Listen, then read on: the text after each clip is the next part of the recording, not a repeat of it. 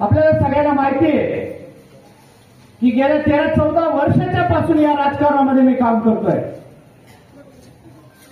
आणि फक्त इथे राजकारण करण्यासाठी येत नाहीये, तर या तालुक्यातील जनतेचे विविध प्रश्न सोडवण्याचं काम मी या तालुक्यात गेल्या 13-14 वर्षापासून केलेलं आहे.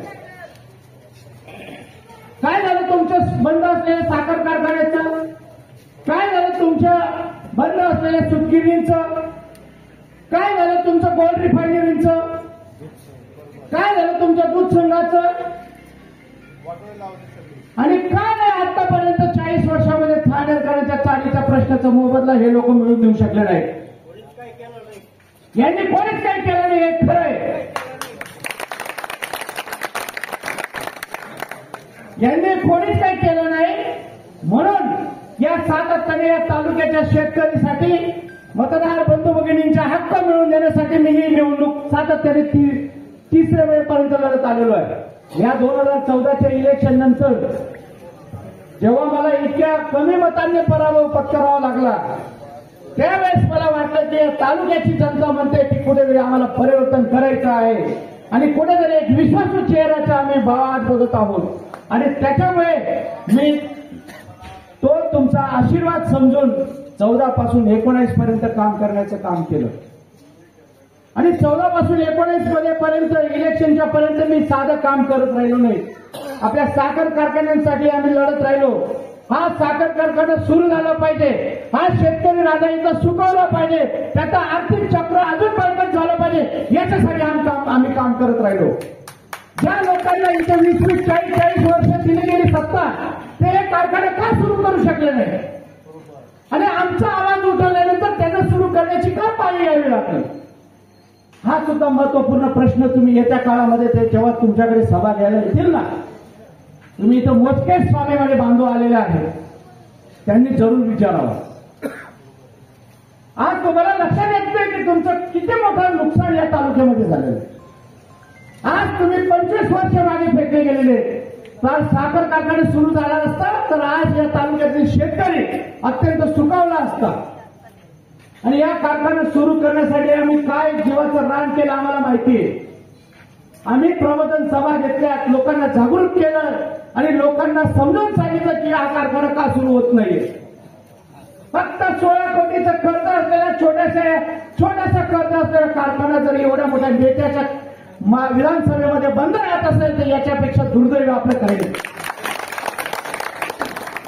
बघा तुम्ही पूर्ण महाराष्ट्रामध्ये 400-800 कोटी रुपयाचं कर्ज त्या कारखान्यांवरती, तर त्यांचं कारखाना चालू आहे, म्हणजे 16 कोटीचा कारखाना का बंद?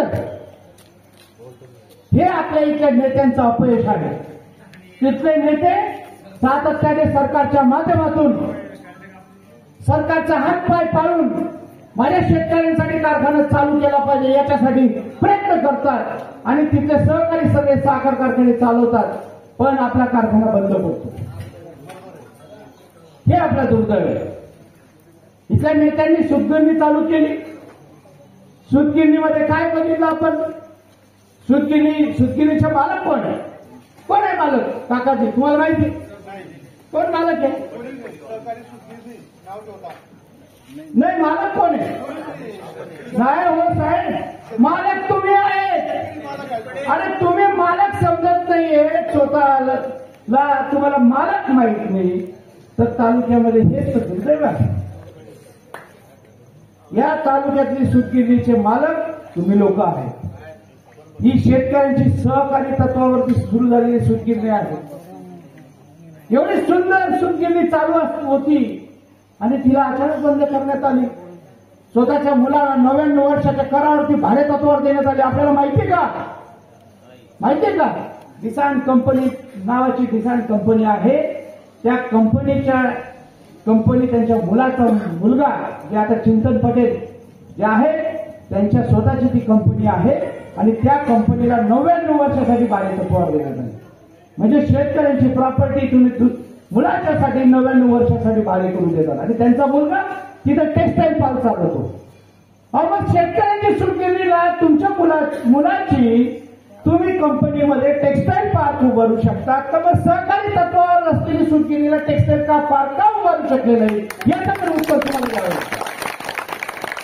आणि आज या सुट्टीमध्ये तुमच्या आपले सगळ्यांचे पोरं 5,000, 6,000, 7,000च्या याच्यावर काम करतात. बाहेरच्या लोकांना 50,000, 50,000, लाख रुपये पगार देतात आणि तुम्हाला काय देतात? सुटकिनीमध्ये तुम्हा लोकांचे जे कापूस म्हणून तुम्ही पैसे ठेवले ते पैसे सुद्धा बुडाले. 107 कोटी रुपयाचे पैसे बुडाले.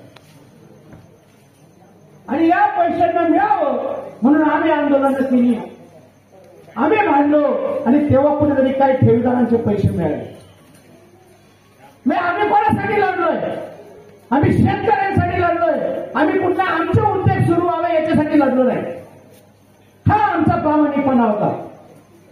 आणि त्याच्यामुळे 2019च्या इलेक्शन पर्यंत जेव्हा लक्षात आलं की शेतकरी बांधव तालुक्यातील सगळे लोक यांच्या पाठीशी उभं राहतात आणि मग आम्ही तयार केलेलं ताट हे पळून घेऊन 19 मध्ये आमच्या पाठीत खंजीर खुपसण्यात आला. ज्या पार्टीला आम्ही वाढवलं त्या पार्टीने आम्हाला आमच्या याच्यात खंजीर खुपसायचं काम केलं. आणि हे सगळे व्यापाऱ्यांना पार्टीमध्ये घेऊन या पार्टीचं त्यानुसार आम्हाला या निवडणुकीमध्ये पराभवाला सामोरे जावं लागलं. पण आम्ही खचून गेलो नाही. आम्ही स्वाभिमानाला त्याच्या विरोधामध्ये लढलो आणि आपण तरी सुद्धा मोठ्या प्रमाणात आम्हाला मतदान केलं. त्यामुळे 19च्या इलेक्शन मध्ये आमची पराभव झाली जरी असली तरी आम्ही खचलो नाही. पुन्हा आम्ही उठलो आणि त्याच्यानंतर काम करत राहिलो. गेल्या 5 वर्षामध्ये काम करत राहिलो. या 19चे इलेक्शन 14 ते 19